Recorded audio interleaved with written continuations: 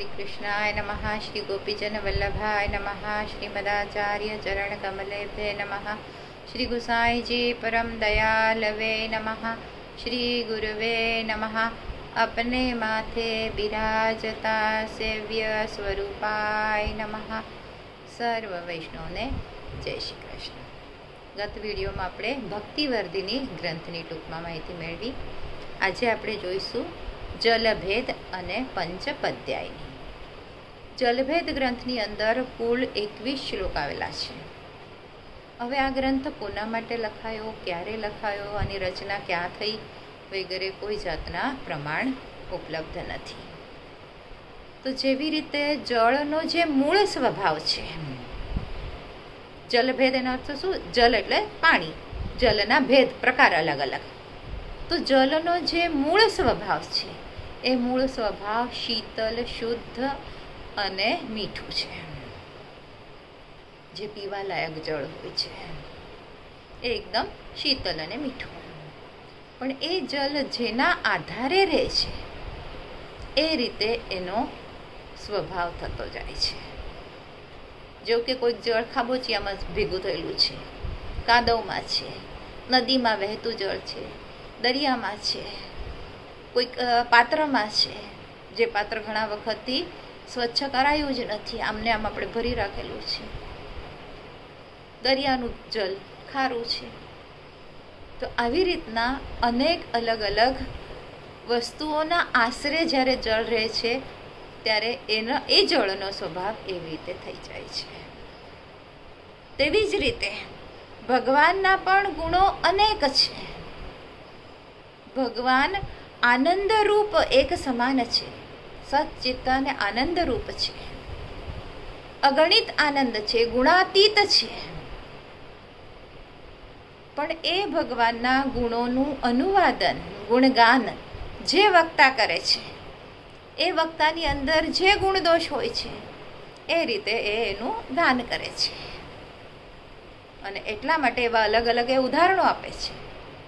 અને એટલા માટે ભગવાન પણ આપણે આવા વિવિધતાવાળા જણાય છે। આ ગ્રંથની અંદર જલના મુખ્ય 20 ભેદ મહાપ્રભુજીએ બતાવેલા છે અને વક્તાઓના પણ 20 ભેદ બતાવેલા છે। હવે આજના યુગમાં અનેક પ્રકારના વક્તાઓ છે, અનેક પ્રકારના કથાકારો છે। પછી કયા કથાકારના મુખેથી આપણે ભગવત ગાન શ્રવણ કરવું જોઈએ અને કોના મુખેથી ન કરવું જોઈએ, આ સામાન્ય જીવ માટે નક્કી કરવું ઘણું અઘરું છે। અને આપણે અયોગ્ય વક્તાના મુખેથી જો આપણે શ્રવણ કરતા રહીએ તો સારું ફળ એટલે લાભરૂપી ફળ મળવાના બદલે કોઈક વાર નુકસાન પણ થઈ શકે છે।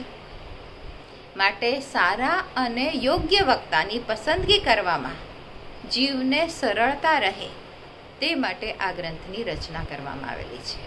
આ ગ્રંથનો સરળ વ્યવસ્થિત રીતે આપણે અભ્યાસ કરીએ તો આપણે સમજી શકાશે કે કોના મુખેથી આપણે શ્રવણ કરવું જોઈએ। અને વક્તાના જુદા જુદા લક્ષણો બતાવેલા છે, 20 પ્રકારના લક્ષણ બતાવેલા છે। અને પછી એ બધા લક્ષણો જે વક્તાની અંદર આપણે જણાય એ વક્તાના મુખેથી જ આપણે ભગવત ગુણગાન શ્રવણ કરવા જોઈએ।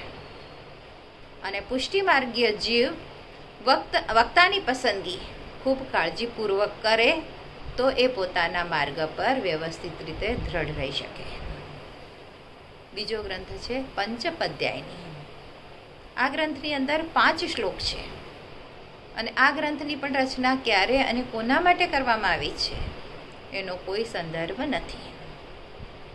જલભેદ ગ્રંથમાં જેવી રીતે વક્તાના પ્રકાર બતાવ્યા એવી રીતે આ પંચપદ્યાયની ગ્રંથની અંદર શ્રોતાઓના મુખ્ય લક્ષણો બતાવેલા છે, ભેદ બતાવેલા છે। તો બધા જ પ્રકારના અહીંયા શ્રવણ કરવાવાળા એટલે શ્રોતાઓ હોય છે, પણ એને 2 મુખ્ય પ્રકારમાં મહાપ્રભુજી ડિવાઈડ કરે છે। એક તો પુષ્ટિ શ્રોતા અને બીજા મર્યાદા શ્રોતા। અને આમાં પુષ્ટિમાર્ગીય શ્રોતા ઉત્તમ છે એમ કહેવામાં આવેલું છે। એટલે પુષ્ટિમાર્ગીય શ્રોતાએ ખૂબ જ પસંદગીથી પુષ્ટિમાર્ગીય વક્તાના મુખેથી જ શ્રવણ કરવું જોઈએ। અને મર્યાદા માર્ગીય જે શ્રોતા છે એના 3 પ્રકાર બતાવેલા છે: ઉત્તમ, મધ્યમ અને હીન. આવી રીતે 4 પ્રકારના લક્ષણો આ ગ્રંથમાં બતાવવામાં આવેલા છે. તો તેમાં સંગ કોનો કરવો જોઈએ? કેવા શ્રોતાનો? કારણ કે જે શ્રોતા સાંભળે છે એની સંગમાં આપણે રહીએ તો એના પણ આપણે વિચાર સાંભળતા હોઈએ છીએ. તો કેવા શ્રોતાનો સંગ કરવો જોઈએ? તો એમાં કહે છે પુષ્ટિ માર્ગીય શ્રોતા સૌથી ઉત્તમ છે.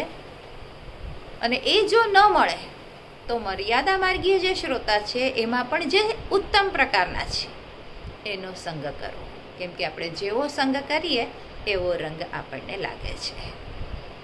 તો આજે આટલા 2 ગ્રંથોની આપણે ટૂંકમાં માહિતી મેળવી. આવતા વિડીયોમાં બીજા આગળના ગ્રંથ જોઈશું.